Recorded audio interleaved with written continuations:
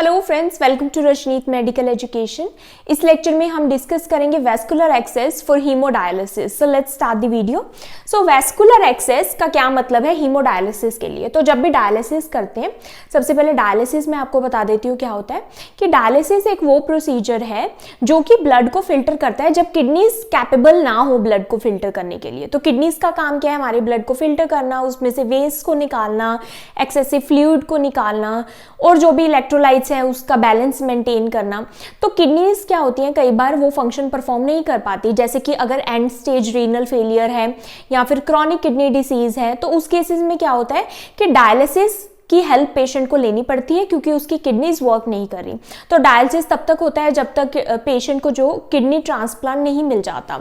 तो डायलिसिस क्या है? डायलिसिस एक तरह से आर्टिफिशियल किडनी की तरह काम करता है कि बॉडी में से ब्लड को लिया जाता है एंड वो डायलिसिस किया जाता है। मतलब कि जो मशीन है उसमें से फिल्टर होता है ब्लड, और उस मशीन को क्या बोलते हैं? डायलाइजर बोलते हैं।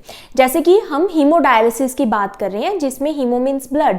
तो ब्लड को लिया जाता है, एक मशीन में डाला जाता है, मशीन जिसको हम डायलाइजर बोलते हैं, जो कि आर्टिफिशियल किडनी की तरह काम करती है।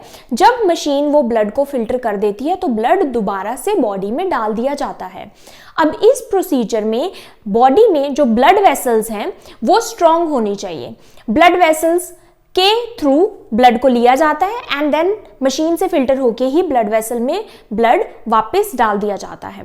तो इसको हम क्या बोलते हैं? Vascular access. मतलब vascular means blood vessels. Blood vessels का एक्सेस मतलब उसके थ्रू ब्लड लिया जाना है। तो डायलिसिस में जो भी ब्लड वेसल्स को प्रिपेयर किया जाता है वो स्ट्रॉन्ग होनी चाहिए। स्ट्रॉन्ग होनी चाहिए जैसे कि एवी फिस्टुला जिसको हम बोलते हैं। तो अभी हम डिटेल में पढ़ेंगे कि हम एवी फिस्टुला, एवी ग्राफ्ट क्यों बना रहे हैं। हम डायलिसिस में ऐसे भी तो ले सकते हैं किसी भी वेन से या फिर ब्लड वेसल से ब्लड ले लिया, नहीं, हम क्या करते हैं? वैस्कुलर एक्सेस बनाते हैं। तो हीमोडायलिसिस में 3 तरह का वैस्कुलर एक्सेस हो सकता है। मींस 3 तरह से ब्लड को लिया जा सकता है, जैसे कि एवी फिस्टुला के थ्रू, एवी ग्राफ्ट के थ्रू और कैथेटर के थ्रू। तो 3 ये होते हैं। Now one important step before starting haemodialysis. Haemodialysis start करने से पहले एक इंपॉर्टेंट स्टेप क्या है कि पेशेंट को एक माइनर सर्जरी से गुजरना पड़ेगा। उसको एक माइनर सर्जरी करवानी पड़ेगी। क्यों करवानी पड़ेगी? To create a vascular access. Vascular access create करने के लिए, through which will connect to the dialyser. तो जिसके थ्रू जो भी वैस्कुलर एक्सेस क्रिएट होगा, चाहे वो एवी फिस्टुला है, चाहे वो एवी ग्राफ्ट है या कैथेटर है, उसको डायलाइजर मींस जो वो मशीन है जहां से ब्लड फिल्टर होना है उसके साथ कनेक्ट किया जाएगा। Now this allows sufficient blood flow for effective dialysis. Effective dialysis के लिए ताकि सफिशिएंट ब्लड मिल जाए। अब ये जो डायलाइजर मशीन है इसने क्या करना है? पूरे ब्लड को फिल्टर करना है, बॉडी के ब्लड को। तो ये बहुत हाई रेट पर या फिर हाई प्रेशर पर ब्लड को रिटर्न भेजती है बॉडी में। तो अगर कोई ऐसी वैसी वेन ले लेंगे, लाइक कोई भी वेन या फिर कोई भी आर्टरी, मैं आपको समझाने के लिए बता रही हूँ कि अगर कोई भी आर्टरी या फिर कोई भी वेन में से ब्लड को लिया जाएगा और किसी भी वेन में अगर वापस भेज दिया जाता है डायलाइजर से ब्लड को, तो वेन क्या हो सकती है? पंचर हो सकती है। क्यों? वेन डैमेज हो सकती है इसलिए क्योंकि डायलाइजर से जो ब्लड वापस आएगा फिल्टर होकर वो बहुत हाई फ्लो रेट पर वापस आएगा, हाई प्रेशर पर वापस आएगा। इसलिए हम वेन्स को, ब्लड वेसल्स को मैच्योर करवाते हैं ताकि वो इतनी स्ट्रांग हो जाए कि वो हाई प्रेशर और हाई फ्लो रेट के ब्लड को हैंडल कर सके।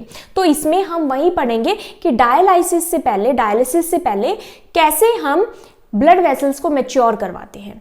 तो types of vascular access. Vascular access के 3 टाइप होते हैं। 3 टाइप या फिर 3 तरह से ये डायलिसिस प्रोसीजर इसके थ्रू किया जा सकता है। फर्स्ट है आर्टेरियोवेनस फिस्टुला, एवी फिस्टुला। वेरी इंपॉर्टेंट, सबसे जरूरी यही है एवी फिस्टुला, क्योंकि ये क्या है? लॉन्ग लास्टिंग होता है, ये ज्यादा स्टर्डी होता है। दूसरा है एवी ग्राफ्ट एंड तीसरा है कैथेटर। तो सबसे कम जो टेम्पररी जिसको बोल सकते हैं वो क्या है, कैथेटर। तो कैथेटर सबसे लीस्ट प्रेफर किया जाता है, सबसे ज्यादा प्रेफर क्या किया जाता है, एवी फिस्टुला। अगर एवी फिस्टुला नहीं बन पाया तो एवी ग्राफ्ट प्रेफर किया जाता है, अगर एवी ग्राफ्ट भी नहीं बन पाया तो कैथेटर प्रेफर किया जाता है, या फिर कैथेटर तब प्रेफर किया जाता है जब इमरजेंसी में एकदम से अभी ग्राफ्ट या फिर फिस्टुला नहीं बन पाया है, अभी सर्जरी नहीं हुई या फिर सर्जरी हो गई है लेकिन ये दोनों मैच्योर नहीं हुए, तो कैथेटर का यूज किया जाता है। अब सबसे पहले हम एवी फिस्टुला के बारे में पढ़ेंगे जो कि बहुत इंपॉर्टेंट है। एवी फिस्टुला, फिस्टुला क्या होता है कि कोई कनेक्शन बनाना, कोई अनयूजुअल कनेक्शन बनाना। अब एवी का यहाँ पर A for arterio, V for venous, तो आर्टरी और वेन के साथ फिस्टुला बनाया जाता है, मतलब आर्टरी को वेन के साथ कनेक्ट किया जाता है, जिसको हम क्या बोलते हैं, एवी फिस्टुला बोलते हैं। अब यहाँ पर ये देखो, यहाँ पर दिखाया गया है, ये जो रेड कलर की है ये क्या है, ये है आर्टरी, और ये ब्लू कलर की ये क्या है, वेन है। तो आर्टरी को जब वेन के साथ कनेक्ट किया जाता है तो इसको क्या बोलते हैं, आर्टीरियो वेनस फिस्टुला। अब ये क्यों किया जाता है, क्योंकि आर्टरी में क्या होता है, हाई प्रेशर ऑफ ब्लड होता है, तो आर्टरी का जो प्रेशर, हाई प्रेशर ब्लड है वो वेन में जाए, इसलिए आर्टरी को वेन के साथ कनेक्ट कर दिया गया है। तो जब आर्टरी को वेन के साथ कनेक्ट किया गया है तो हाई प्रेशर, जो आर्टरी में जो हाई प्रेशर का ब्लड है वो वेन में जाएगा, तो वेन धीरे धीरे क्या होगी, उस हाई प्रेशर ऑफ ब्लड से वेन धीरे धीरे क्या हो जाएगी, एक्सपेंड होना स्टार्ट हो जाएगी और थिक होना स्टार्ट हो जाएगी, उसकी जो वॉल है वो थिक होना स्टार्ट हो जाएगी और वेन क्या हो जाएगी, बड़ी हो जाएगी, इतनी स्ट्रॉन्ग हो जाएगी वेन, ताकि जो भी डायलाइजर से ब्लड आएगा, क्योंकि वो हाई फ्लो रेट पर और हाई प्रेशर पर आएगा, ज्यादा वॉल्यूम ऑफ ब्लड होगा वो, तो वेन उसको सह सके, क्योंकि वेन में इसलिए डाला जाता है, वेन में देखो लिया जाता है आर्टरी से ब्लड, डायलिसिस जब भी होती है तो आर्टरी से ब्लड लिया जाता है एंड वेन में ब्लड को रिटर्न किया जाता है। आर्टरी से ब्लड लिया जाएगा, डायलाइजर में डाला जाएगा ताकि ये फिल्टर हो जाए और वेन में वापस भेज दिया जाएगा। वेन से क्या होगा कि ये सर्कुलेशन में चला जाएगा, superior vena cava, then heart में, एंड देन सर्कुलेशन में ब्लड वो चला जाएगा, फिल्टर्ड ब्लड, तो इसलिए वेन में डाला जाता है। अब क्योंकि मैंने आपको बताया कि ये ज्यादा वॉल्यूम ऑफ ब्लड होता है, इतना वॉल्यूम होता है, ये 1 पिंट होता है ईच मिनट, तो डायलाइजर जो है वो फिल्टर करता है ईच मिनट में 1 पिंट ऑफ ब्लड को, और वो 1 पिंट ऑफ ब्लड रिटर्न किया जाता है किसमें, वेन में भेज दिया जाता है। तो वेन को इतना स्ट्रॉन्ग तो होना चाहिए कि वो इतने ब्लड को हैंडल कर पाए, तो इसलिए एवी फिस्टुला बनाया जाता है। और ये क्या है, माइनर सर्जरी से, ये सर्जरी होती है छोटी सी एवी फिस्टुला बनाने की, ताकि डायलिसिस हो सके। और ये डायलिसिस 1 महीने 1 साल का काम तो है नहीं, ये क्या है कि जब तक पेशेंट, क्योंकि अब पेशेंट की किडनी जो है वो वर्क नहीं कर रही और वो इरिवर्सिबल होता है, दोबारा ठीक नहीं हो सकता, तो पेशेंट को लॉन्ग टर्म डायलिसिस पर रहना पड़ता है जब तक उसकी लाइफ है, या फिर जब तक उसको किडनी ट्रांसप्लांट नहीं मिल जाता। नाउ अब हम पढ़ते हैं एवी फिस्टुला क्या है। सर्जन क्या करता है, एक हेल्दी आर्टरी को एक सुपरफिशियल वेन के साथ कनेक्ट कर देता है। आर्टरी हेल्दी होनी चाहिए और वेन क्या होनी चाहिए, सुपरफिशियल, ऊपर ही होनी चाहिए, ताकि जब भी नीडल इंसर्ट की जाए तो एक नीडल आर्टरी में इंसर्ट की जाएगी, एक नीडल वेन में इंसर्ट की जाएगी, तो वो इजीली इंसर्ट हो जाए और कोई प्रॉब्लम ना हो। अब एक और बात है कि बार बार नीडल इंसर्ट की जाएगी, क्यों, ये जो डायलिसिस होती है ये कितनी बार होती है, कम से कम 3 बार होती है वीक में, तो बार बार नीडल इंसर्ट की जा रही है, बार बार ब्लड फ्लो जो लिया जा रहा है और रिटर्न किया जा रहा है, तो इसलिए स्ट्रॉन्ग होना चाहिए। Then the connection redirects high pressure arterial blood flow into the vein. अब आर्टरी को वेन से कनेक्ट करने से क्या होगा कि आर्टरी में जो हाई प्रेशर ऑफ ब्लड है वो वेन में एंटर होता रहेगा, जिससे धीरे धीरे क्या होगा, causing it to mature, expand and thicken over time, कि जो वेन है वो धीरे धीरे क्या हो जाएगी, उसकी वॉल थिक हो जाएगी, वो बड़ी हो जाएगी, एक्सपेंड हो जाएगी, और इसी को हम क्या बोलते हैं, मैच्योर होना, कि जो एवी फिस्टुला है वो मैच्योर हो गया है जब वेन पूरी एक्सपेंड हो जाएगी। Which makes it suitable for needle insertion during dialysis। ये क्यों कर रहे हैं हम, हमारा गोल क्या है, हमारा गोल यही है कि जब वेन मैच्योर हो जाएगी तो उससे क्या होगा कि जब हम नीडल को इंसर्ट करेंगे डायलिसिस के दौरान तो वेन पंचर नहीं होगी, वेन डैमेज नहीं होगी, और जो ब्लड फ्लो आएगा डायलाइजर से उसको वेन हैंडल कर पाए, इसलिए हम वेन को मैच्योर करवा रहे हैं, और इसको हम क्या बोलते हैं, एवी फिस्टुला बोलते हैं। अब हमारा गोल क्या है, allows high blood flow so that the largest amount of blood can pass through the dialyser. AV fistula हम इसलिए बना रहे हैं ताकि large volume of blood artery से डायलाइजर में जा सके, फिल्टर हो सके और large volume of blood vein में दोबारा वापस आ सके। High pressure of blood and large volume of blood vein में रिटर्न आ सके और इसको ये हैंडल कर ले, इसलिए हम एवी फिस्टुला बना रहे हैं, वेन को एक्सपेंड करवा रहे हैं। Next is allows repetitive access for dialysis without damaging veins और आर्टरीज। हम इसलिए भी कर रहे हैं क्योंकि बार बार नीडल इंसर्ट होगी, बार बार ये डायलिसिस होगी तो वेन और आर्टरी रप्चर ना हो, इसलिए ये मैच्योर हो जाए, इसलिए एवी फिस्टुला बनाया जाता है। Less likely to become infected और क्लोट। ऐसा करने से क्या होता है कि एक तो ये एवी फिस्टुला क्या है, हमने बाहर से तो कुछ नहीं लिया ना, हमने बाहर से कोई ग्राफ्ट नहीं लिया, कुछ एंटर नहीं करवाया, बॉडी में कोई ट्यूब नहीं लगाई, सिर्फ बॉडी की आर्टरी को ही बॉडी की वेन के साथ कनेक्ट कर दिया। तो इससे क्या होगा, इन्फेक्शन के चांसेस कम हैं, इन्फेक्शन के चांसेस कम हैं। दूसरा, क्लोट बनने के चांसेस कम है। क्लोट बनने के चांसेस कम इसलिए है क्योंकि हमने इसको मैच्योर करवा दिया है, तो जो ब्लड है वो आराम से फ्लो कर रहा है। मैच्योर करवा दिया है, वेन एक्सपेंड हो गई है, तो ब्लड आर्टरी से वेन में आराम से फ्लो कर रहा है और जो डायलाइजर से भी आएगा वो भी आराम से फ्लो करेगा, तो क्लोट बनने के चांसेस भी कम हैं। ये क्या है, ज्यादा लंबे टाइम तक टिकता है एवी फिस्टुला। ये 5 से 10 साल तक अगर प्रॉपर केयर की जाए तो 5 से 10 साल तक ये रह सकता है और इवन 10 ईयर से भी ज्यादा रहता है ये एवी फिस्टुला प्रॉपर केयर के साथ। Next is AV fistula has large diameter. ये वही बात है कि एवी फिस्टुला हम क्यों बना रहे हैं, ताकि जो डायमीटर है ब्लड वेसल का वो बड़ा हो जाए। सिंपली बात है कि आर्टरी में ब्लड का प्रेशर ज्यादा है, जिससे वेन में जब वो ब्लड एंटर होता है तो वेन का डायमीटर बड़ा हो जाता है, वो धीरे धीरे उस हाई ब्लड फ्लो को अडेप्ट कर लेती है वेन, जिसके कारण क्या होता है, वेन मैच्योर हो जाती है और जिसके कारण जो डायलिसिस के ड्यूरिंग जो डायलाइजर से ब्लड आ रहा है वो आराम से उसमें वेन में आ जाता है और वेन को कोई प्रॉब्लम नहीं होती। अब जो फिस्टुला है इसका ड्रॉबैक क्या है कि फिस्टुला को मैच्योर होने में टाइम लगता है। ये नहीं कि आज सर्जरी हुई और कल मैच्योर हो गया या एक हफ्ते में मैच्योर हो गया। तो ये जो फिस्टुला बनाया जाता है, ये जो वेन है आर्टरी से ब्लड ले रही है ना, तो वेन को टाइम लगता है एक्सपेंड होने में, मैच्योर होने में। एक्सपेंड और थिक होने का मतलब है मैच्योर होना, तो इसको कितना टाइम लगता है, 6 to 12 वीक्स लग जाते हैं to mature before it is ready for the dialysis. Means dialysis के लिए रेडी होने से पहले एवी फिस्टुला को 6 to 12 वीक्स का टाइम लग जाता है। लेकिन इसके बेनिफिट क्या है कि ये इन्फेक्टेड एवी ग्राफ्ट से और कैथेटर से कम इन्फेक्टेड होती है और इसमें क्लॉट बनने के चांसेस भी कम रहते हैं। अब common sites for AV fistula, कहाँ पर एवी फिस्टुला बनाया जाता है। फर्स्ट है रेडियोसेफेलिक फिस्टुला। रेडियोसेफेलिक फिस्टुला क्या होता है, अब यहां पर ये ध्यान रखना कि फिस्टुला कैसे बनाया जाएगा, एक आर्टरी को एक वेन के साथ कनेक्ट किया जाएगा। तो रेडियोसेफेलिक फिस्टुला कहां पर बनाया जाता है, रिस्ट में बनाया जाता है, जिसमें रेडियल आर्टरी, ये जो रेड वाली है ये है रेडियल आर्टरी, और सिफेलिक वेन ये जो ब्लू वाली है दैट इज सिफेलिक वेन। तो रेडियल आर्टरी को सिफेलिक वेन के साथ कनेक्ट कर दिया जाता है। तो यहां पर ये रेडियल आर्टरी को सिफेलिक वेन के साथ कनेक्ट कर दिया गया और ये क्या बना, रेडियोसेफेलिक फिस्टुला। ये क्या है, सबसे प्रेफर्ड साइट यही है, ये रिस्ट में बनाया जाता है एंड दिस इज कॉल्ड रेडियोसेफेलिक, ये नेम से क्लियर है। Next is brachiocephalic fistula. अब इस फिस्टुला में नेम से क्लियर है क्या होगा, brachial artery and cephalic vein. तो ये है ब्रेकियल आर्टरी और ये एल्बो में क्रिएट किया जाता है। ब्रेकियल आर्टरी को जो सिफेलिक वेन है, so this is cephalic vein, cephalic vein के साथ यहां पर कनेक्ट कर दिया जाता है, दैट इज ब्रेकियोसेफेलिक फिस्टुला। ये एल्बो में क्रिएट किया जा रहा है एंड ये या फिर अपर आर्म आप बोल सकते हैं, ये है फोर आर्म में और ये दोनों क्या है, अपर आर्म में क्रिएट किए जा रहे हैं।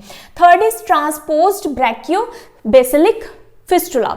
अब ये क्या है, सबसे प्रेफर्ड ये है, अगर ये नहीं बन पाया तो ब्रैकियोसेफेलिक, अगर ये नहीं बन पाया तो ये वाला ब्रेकियोबेसिलिक। अब यहाँ पर ट्रांसपोज्ड क्यों बोला गया है कि ये जो बेसिलिक वेन है ये वैसे क्या होता है, थोड़ा डीप होता है, तो इसको ट्रांसपोजिशन या फिर रीपोजिशन किया जाता है, सुपरफिशियल स्किन के पास लाया जाता है एंड देन इस बेसिलिक वेन को ब्रेकियल आर्टरी के साथ यहाँ पर कनेक्ट किया जाता है, इसलिए इसको क्या बोलते हैं, ट्रांसपोज्ड। मीन्स जो बेसिलिक वेन है उसको रीपोजिशन या फिर ट्रांसपोज किया गया स्किन के ऊपर, यानी कि सुपरफिशियल इसको लाया गया वेन को एंड देन आर्टरी के साथ कनेक्ट किया गया। उसके बाद आता है इसकी कॉम्प्लिकेशंस। अब जब ये बन जाता है सर्जरी के बाद, कुछ मीन्स मैच्योर होने से पहले, मीन्स जैसे ही सर्जरी की इसके लिए, उसके बाद कुछ कॉम्प्लिकेशंस आती हैं और कुछ लेट कॉम्प्लिकेशंस इसकी होती हैं। तो अर्ली क्या हो सकता है, ब्लीडिंग हो सकता है, जहाँ पे भी सर्जरी, सर्जिकल साइट पर ब्लीडिंग या फिर हेमाटोमा की फॉर्मेशन हो सकती है। दूसरा, इन्फेक्शन, सर्जिकल साइट पर इन्फेक्शन हो सकता है अगर प्रॉपर केयर वहाँ पर नहीं की गई। उसके बाद थ्रोम्बोसिस, क्लॉट फॉर्मेशन, अगर जो फिस्टुला है वो मैच्योर नहीं हुआ अच्छे से और वहाँ पर जो ब्लड का जो फ्लो है वो प्रॉपर नहीं है, ब्लड फ्लो स्लो है वहाँ पर, तो क्लॉट फॉर्मेशन के चांसेस इंक्रीज हो जाते हैं। तो क्लॉट की फॉर्मेशन भी वहाँ पर हो सकती है। लॉन्ग टर्म इसका क्या है, very important, that is steel syndrome. Steel syndrome, steel का मतलब क्या होता है, चोरी। तो अब चोरी सिंड्रोम यानी स्टील सिंड्रोम ऐसा क्यों बोला गया है, तो आप यहाँ पर देख रहे हो कि क्या किया गया है, हमने वेन को आर्टरी के साथ कनेक्ट किया है। तो आर्टरी अब सपोज यहां पर है, यहां पर आपको इजीली समझ आएगा, जैसे कि रिस्ट का हम देखते हैं, यहां पर रिस्ट में फिस्टुला क्रिएट किया गया कि जो वेन है उसको आर्टरी के साथ कनेक्ट कर दिया गया। तो कई बार क्या होता है कि आर्टरी से जो ब्लड है वो वेन में बहुत ज्यादा चल जाता है, इतना ज्यादा चला गया कि जो आगे जो लिम्ब है, चाहे वो फोर आर्म है आगे या फिर हैंड है, उसको प्रॉपर ब्लड नहीं जा रहा। उसको जब प्रॉपर ब्लड नहीं जाएगा तो आगे वाली जो एक्सट्रीमिटी है, चाहे वो हैंड है या फिर फोर आर्म है, अगर अपर लिम्ब में क्रिएट किया गया है, तो क्या होगा, उसको प्रॉपर ब्लड फ्लो नहीं जाएगा, वो कोल्ड और पेल हो जाएगी, एक्सट्रीमिटी ब्लूइश हो जाएगी, साइनोसिस हो जाएगी। इसको हम क्या बोलते हैं, इसको हम स्टील सिंड्रोम बोलते हैं। स्टील इसलिए कि एक तरह से कि जो आर्टरी से जो ब्लड है वो किसने चोरी कर लिया, वेन ने कर लिया, कि जो आगे आर्टरीज में जो ब्लड जाना था हैंड की आर्टरीज में वो नहीं जा पा रहा प्रॉपर। तो इसको हम क्या बोलते हैं, स्टील सिंड्रोम बोलते हैं। तो स्टील सिंड्रोम क्या है, reduce blood flow to the hand causing pain और इस्केमिया, कि फिस्टुला बनने के कारण कि जो आगे की जो एक्सट्रीमिटीज है उसको प्रॉपर ब्लड नहीं जा रहा, ब्लड सारा आर्टरी से कहाँ जा रहा है, वेन में जा रहा है, जिसके कारण आगे की एक्सट्रीमिटी को ब्लड नहीं मिल रहा, ब्लड चोरी हो रहा है, इसलिए इसको स्टील सिंड्रोम कहते हैं। जिसके कारण क्या होता है, जो एक्सट्रीमिटीज होगी, चाहे वो हैंड होगा चाहे फोर आर्म होगा, उसमें पेन हो जाएगा, इस्कीमिया हो जाएगा, ब्लड ना जाना, दैट इज इस्कीमिया। उसके कारण पेन होगा, कोल्ड हो जाएगी एक्सट्रीमिटीज, ब्लूइश हो जाएगी, दैट इज स्टील सिंड्रोम। दूसरा आता है एन्यूरिज्म फॉर्मेशन। अब हम ये जो भी कॉम्प्लिकेशंस पढ़ रहे हैं ये एवी ग्राफ्ट में भी सेम ही होगी, तो एवी ग्राफ्ट में भी ऐसा हो सकता है। Aneurysm formation due to vein wall weakening, क्या होगा, एन्यूरिज्म। अब जैसे जो वेन है उसमें हम हाई प्रेशर ऑफ ब्लड को भेज रहे हैं, कनेक्ट कर रहे हैं फिस्टुला के साथ, आर्टरी को वेन के साथ कनेक्ट कर रहे हैं, तो वेन में हाई प्रेशर ऑफ ब्लड जा रहा है, जिसके कारण वेन की जो वॉल है समटाइम्स क्या हो सकता है, वो वॉल जो है वीक होकर बल्ज आउट हो सकती है, ऐसे फूल सकती है बैलून की तरह, जिसको हम क्या बोलते हैं, एन्यूरिज्म। जब वो फूल जाएगी बैलून की तरह तो अल्टीमेटली क्या होगा कि वो रप्चर भी हो सकती है, जिसको हम एन्यूरिज्म कहते हैं। तो ये भी एक कॉम्प्लिकेशन हो सकती है फिस्टुला की। दूसरा है stenosis, narrowing of the when reducing blood flow. Stenosis क्या होता है, नैरोइंग। जब हमने एवी फिस्टुला क्रिएट कर दिया, आर्टरी को वेन के साथ कनेक्ट कर दिया, तो वहां पर वेन में स्कारिंग भी हो सकती है, स्कारिंग के कारण वेन नैरो भी हो सकती है, तो नैरोइंग ऑफ वेन जिससे ब्लड फ्लो रिड्यूस हो जाएगा, ये भी हो सकता है। नॉन मैच्योरेशन, ऐसा भी हो सकता है कि फिस्टुला क्रिएट कर दिया, सर्जरी हो गई, लेकिन फिस्टुला कुछ रीजंस की वजह से कि जो वेन है वो कैपेबल नहीं थी, वो मैच्योर ही नहीं हुआ, वेन इतनी एक्सपेंड और थिक नहीं हुई, तो नॉन मैच्योरेशन भी एक कॉम्प्लिकेशन है। देन है मेंटेनेंस एंड मॉनिटरिंग। तो आपको स्टील सिंड्रोम आई होप आपको क्लियर हो गया, यहाँ से क्वेश्चंस भी आते हैं। मेंटेनेंस एंड मॉनिटरिंग, कैसे मेंटेन करेंगे, मॉनिटर कैसे करेंगे। सबसे पहले एक्सरसाइज, कुछ एक्सरसाइज बोली जाती है जिस भी आर्म में फिस्टुला क्रिएट होता है। वो एक्सरसाइज क्या है, माइल्ड एक्सरसाइज, जैसे कि स्क्वीजिंग अ बॉल, बॉल को स्क्वीज करना। तो बॉल को स्क्वीज करने से क्या होगा कि फिस्टुला की जो वॉल्स हैं वो मैच्योर होंगी, तो ये भी एक एक्सरसाइज बोली जाती है। देन उसके बाद टू प्रमोट फिस्टुला मैच्योरेशन। उसके बाद आता है, ये बहुत इंपॉर्टेंट है, जब भी चाहे वो फिस्टुला है चाहे ग्राफ्ट है, उसके लिए दो चीजें चेक करनी होती है, that is thrill and bruit. Thrill and bruit. Thrill क्या होता है, थ्रिल होता है जहां भी फिस्टुला क्रिएट होता है, सपोज एल्बो में क्रिएट हुआ तो उसको फिंगर्स के साथ पाल्पेट करना होता है। तो थ्रिल को हम क्या करते हैं, पाल्पेट करते हैं फिंगर्स के साथ, लाइटली फिंगर्स को रखते हैं। जैसे ही फिस्टुला पर फिंगर्स को रखा जाता है वहां पर वाइब्रेशन होती है, जिसको हम क्या बोलते हैं, थ्रिल बोलते हैं। वाइब्रेशन या फिर बजिंग साउंड उसको हम बोलते हैं। तो दैट इज थ्रिल को हम क्या करते हैं, पाल्पेट करते हैं। दूसरा आता है ब्रूइड। अब ये वाइब्रेशन और बजिंग साउंड क्या बता रही है कि जो आर्टरी से जो ब्लड है वो वेन में फ्लो कर रहा है, कि high pressure of blood vein में जा रहा है। ये है थ्रिल, मतलब गुड ब्लड फ्लो है। ब्रूइड साउंड क्या है, ब्रूइड साउंड है वुशिंग साउंड।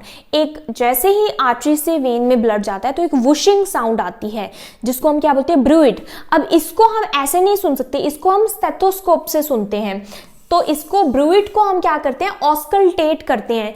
थ्रिल को हम क्या करते हैं, पाल्पेट करते हैं। तो ब्रूइड को हम कैसे देखेंगे, जैसे ही हम फिस्टुला के ऊपर स्टेथोस्कोप रखेंगे, स्टेथोस्कोप से सुनेंगे, ऑस्कल्टेट करेंगे तो वूशिंग साउंड आएगी। वूशिंग साउंड, जिसको हम क्या बोलते हैं, ब्रूइड बोलते हैं।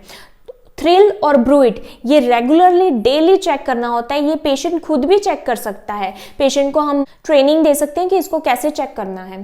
तो थ्रिल और ब्रूइड क्या बताता है कि ब्लड फ्लो गुड है। अगर थ्रिल और ब्रूइड एब्सेंट है, इट मीन्स कि वहां पर क्लॉट की फॉर्मेशन हो गई है, स्टेनोसिस हो सकती है, कि ब्लड फ्लो आर्टरी से वेन में प्रॉपरली नहीं जा रहा।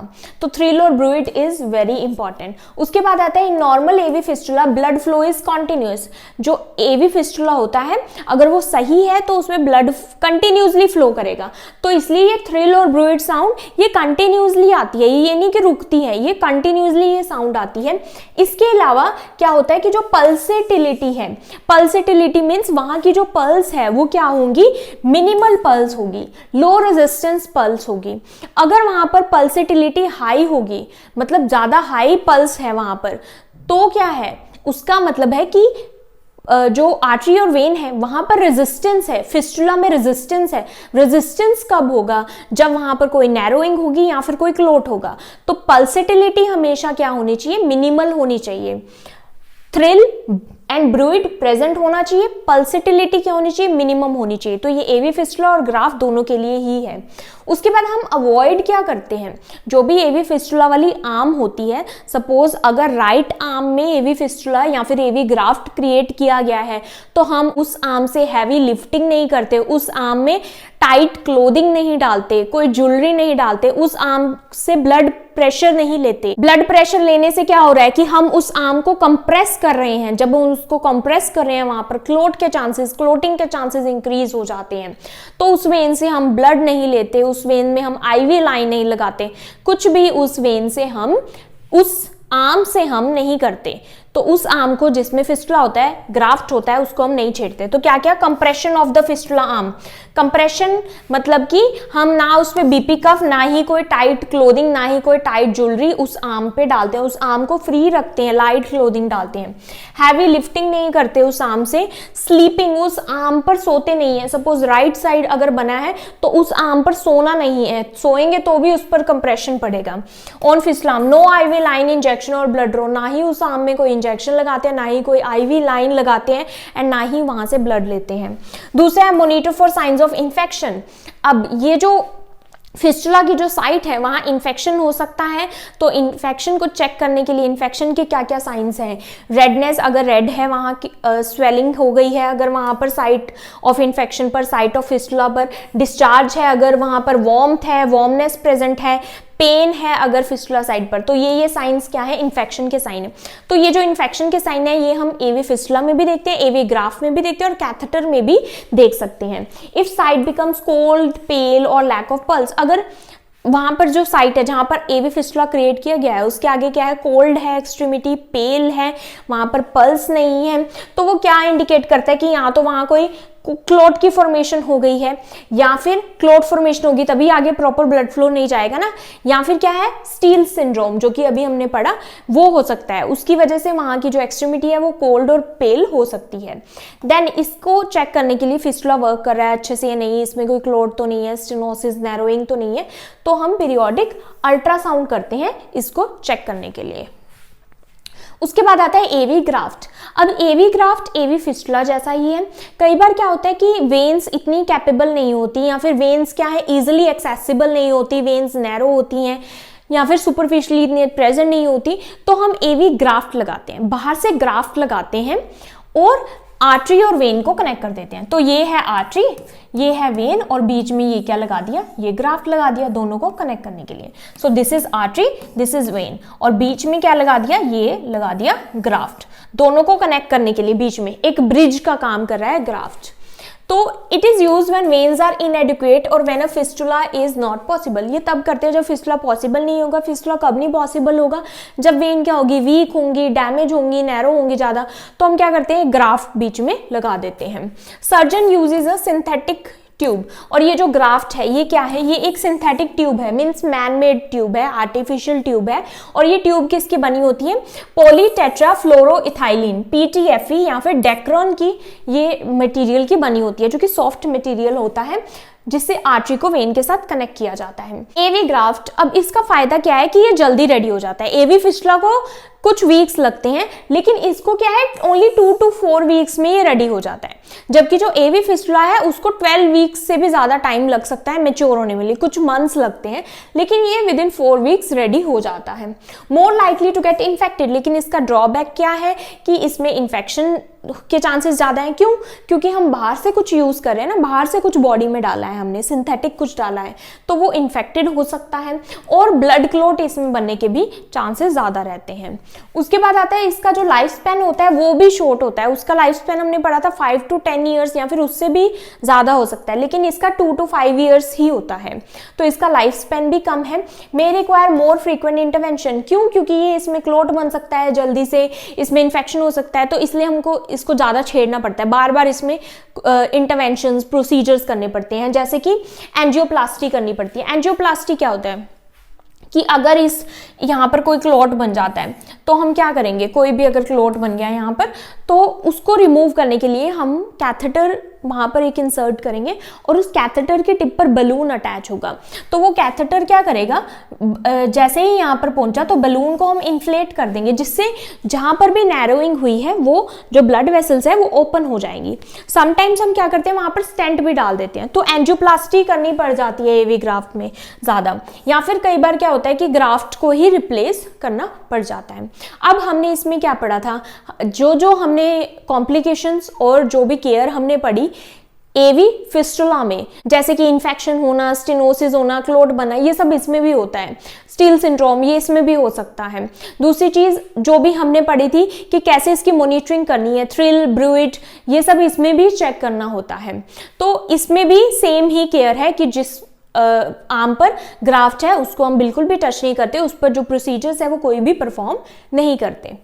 उसके बाद आता है डायलिसिस कैथेटर। अब जब एवी फिस्टुला भी नहीं बन रहा, एवी ग्राफ्ट भी नहीं बन रहा, वो कब हो सकता है, या तो एकदम इमरजेंसी में डायलिसिस करनी पड़ गई है तब हम कैथेटर डालेंगे, डायलिसिस कैथेटर, या फिर कि एवी फिस्टुला मैच्योर नहीं होता, वो फेल हो जाता है, नहीं बन पा रहा, या फिर एवी ग्राफ्ट भी फेल हो जाता है, वो भी नहीं बन पा रहा, वो भी बार बार फेल हो रहा है, तब हम क्या करते हैं, कैथेटर का यूज करते हैं। लेकिन कैथेटर क्या है, सबसे कम लॉन्ग लास्टिंग होते हैं, सबसे ज्यादा होता है AV fistula, then graft and then catheter.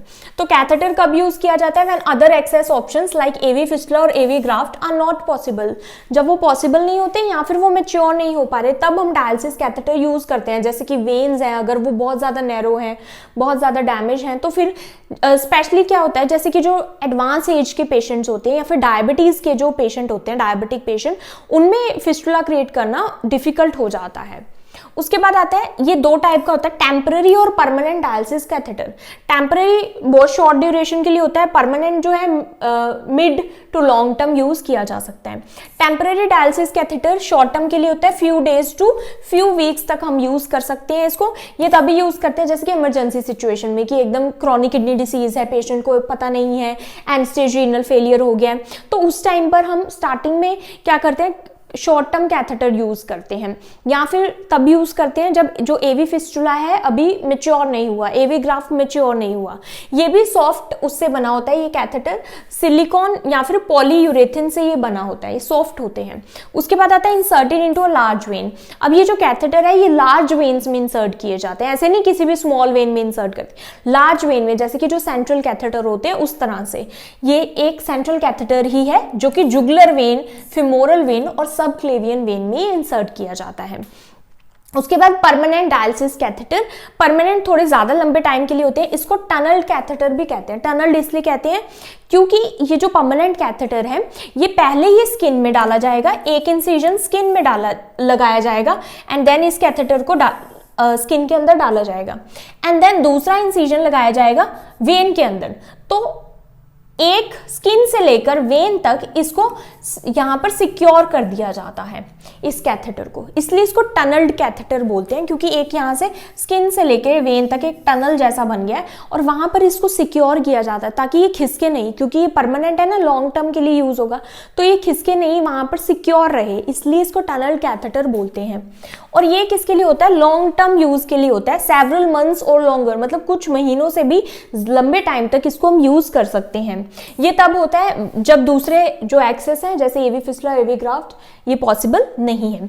ये भी सेम टेम्पररी कैथेटर की तरह ही ये भी जुगुलर वेन में, फेमोरल वेन में या फिर सबक्लेवियन वेन में इंसर्ट किया जाता है। बट इसको क्या किया जाता है, स्किन में स्किन से लेके वेन तक हम इसको क्या करते हैं, टनल्ड करते हैं, tunnelled under the skin for secure placement, ताकि ये वहीं पर सिक्योर हो जाए, इधर उधर खिसके नहीं। This helps catheter from being dislodge easily. इससे क्या होता है कि कैथेटर डिसलॉज नहीं होता, मतलब अपनी लोकेशन से हिलता नहीं है और इन्फेक्शन के चांसेस भी कम रहते हैं। अब ये जो इसके पार्ट्स क्या होते हैं परमानेंट डायलिसिस कैथेटर के, ये क्या होते हैं, जो कैथेटर होते हैं ये डायलिसिस वाले, ये डबल ल्यूमन होते हैं। डबल ल्यूमन मतलब इसके 2 चैनल होते हैं, 2 सेपरेट चैनल होते हैं। तो यहाँ पर यहाँ दिख रहा है, तो ये है डायलिसिस कैथेटर। तो इसके 2 चैनल है, एक ये वाला चैनल और एक ये वाला चैनल, एक रेड कलर का, एक व्हाइट कलर का है। समटाइम्स क्या होता है, एक रेड और एक ब्लू कलर का होता है। तो वो क्या दर्शाता है, क्या शो करता है कि जो रेड है वो आर्टीरियल ब्लड है और जो व्हाइट या फिर ब्लू है वो क्या है, वीनस ब्लड है। तो 1 for removing blood, arterial lumen, जो आर्टीरियल ल्यूमन है वो मेनली रेड वाला होता है, तो उससे रिमूव किया जाता है ब्लड और फिर डायलिसिस मशीन मींस डायलाइजर में डाला जाता है। And 1 for returning clean blood, जब डायलिसिस से ब्लड फिल्टर हो जाता है वो क्लीन ब्लड किस में रिटर्न किया जाता है, वीनस ल्यूमन में। और वीनस ल्यूमन यूजुअली क्या होते हैं, व्हाइट या फिर ब्लू कलर का होता है। ये चैनल्स इसलिए बनाए गए ताकि दोनों ब्लड जो है वो आपस में मिक्स ना हो। तो ये देखो यहाँ पर ये क्या है, jugular vein, internal jugular vein. तो यहां पर इसको, अब यहां पर ये देखो, पहले इसको यहां पर स्किन में इंसर्ट किया गया है इस कैथेटर को एंड देन ये यहां पर जुगुलर वेन में इंसर्ट किया गया है। तो एक तरह से ये भी क्या है, टनल्ड कैथेटर है, मीन स्किन से एक स्किन में कट लगा है एंड देन सेकंड कट वहां पर वेन में लगा है एंड देन इसको वहां पर सिक्योर कर दिया गया है। एंड देन उसके बाद ये जो कैथेटर है ये सुपीरियर वेना केवा में एंटर हो रहा है, क्योंकि जब ब्लड फिल्टर होकर आएगा तो इस यहां से ब्लड जो है सिस्टमिक सर्कुलेशन में चला जाएगा। अब ये जो कैथेटर है, ये कैथेटर एक तो शॉर्ट टर्म यूज के लिए होते हैं, बहुत लंबे टाइम के लिए यूज नहीं किए जा सकते, इनकी इतनी ड्यूरेबिलिटी नहीं होती, इनके इन्फेक्शन के चांसेस भी इंक्रीज रहते हैं इसमें। जैसे कि आपने एवी फिस्टुला और एवी ग्राफ्ट में देखा था कि जो डायलिसिस से जो ब्लड आ रहा है, डायलाइजर से जो ब्लड आ रहा है वो हाई फ्लो रेट पर आ रहा है, तो ये इतना high pressure, high flow rate ये इतना नहीं सह सकते, तो ये इतना हैंडल नहीं कर सकते, तो उसके अकॉर्डिंग एडजस्ट करना पड़ता है। तो इनकी ये ड्रॉबैक्स हैं और कैथेटर की केयर भी करनी पड़ती है। इनकी जो ड्रेसिंग होती है, जो कैथेटर ड्रेसिंग यहाँ पर लगती है कैथेटर ड्रेसिंग, तो उसको प्रॉपर क्या करना पड़ता है, एसेप्टिक टेक्निक के साथ ही टच करना होता है, प्रॉपर उसको क्लीन करना होता है। साथ ही साथ ये जो पोर्ट्स हैं इनको क्या करना पड़ता है, कैथेटर को फ्लश करना पड़ता है। तो रेगुलर इसकी फ्लशिंग होती है, बिफोर यूज आफ्टर यूज भी इसकी फ्लशिंग होती है। तो कई जगह पर हैपरनाइज्ड फ्लश यूज किया जाता है जिसमें हैपरिन होता है थोड़ा सा, ताकि इसका जो क्लोट है वो ना बने। प्लस साथ में ये जो ड्रेसिंग यहाँ पर है उसको क्लीन और ड्राई हर टाइम रखना पड़ता है। फॉर साइंस ऑफ इन्फेक्शन भी इस कैथेटर को चेक करना पड़ता है। साइंस ऑफ इन्फेक्शन हमने ऑलरेडी डिस्कस कर लिए, रेडनेस, वार्मथ, स्वेलिंग, कोई डिस्चार्ज, ये सभी हमें चेक करना होता है। सो आई होप आपको जो भी वैस्कुलर एक्सेस है हीमोडायलिसिस के लिए वो क्लियर हुए। So if you understood this video then please like, subscribe and share to my channel. Thank you for watching.